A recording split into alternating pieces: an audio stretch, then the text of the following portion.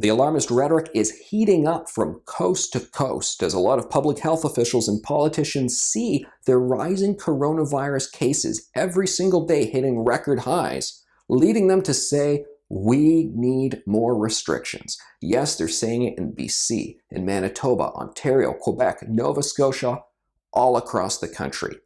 But one thing that I've noticed that's a little bit frustrating is there's a lot they're not saying at these press conferences, things that we've been talking about these past few months, lessons we have learned, facts that have presented themselves to us that I think should really play a role in how we have this national conversation and also the conversations that the officials are having behind closed doors, things that should be brought up pretty much every day. We talk about this stuff.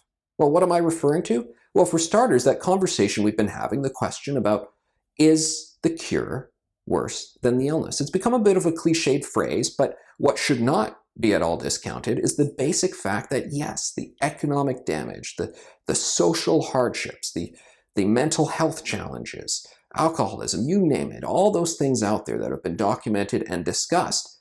I mean, you cannot forget about those, but it seems like, yeah, we talked about it a little and okay, off to the side, let's move on to fretting about the daily cases again. I don't think it's that simple. In fact, I think those issues should really be front of mind. Here's another aspect that we're not talking about as much as we should. So on Tuesday, Ontario announced 15 new coronavirus deaths. That's unfortunate. However, 12 of those were in long-term care facilities. Now, that's also unfortunate and tragic, and those lives certainly matter. But the fact that they are in long-term care facilities reminds us what we know we've been dealing with since the first wave, which is we have a very vulnerable population in nursing homes and long-term care facilities. Governments promised to protect them. Doug Ford said an iron ring of protection. And hold on a second. Did they not do a good enough job? Did they fail to deliver? Let's scrutinize that aspect more. Let's stop wasting time talking about that ridiculous conversation about whether or not Halloween trick-or-treating was unsafe. Give me a break. Why did we waste so much oxygen talking about that when we should all get in the game to talk about how to protect our seniors and what more can we do?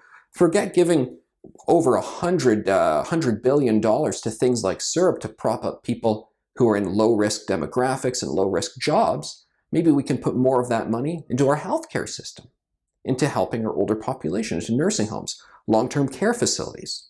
And I think if I could bring up a third thing that we really need to keep in mind, it's that during this second wave right now, things are not as bad as we first feared.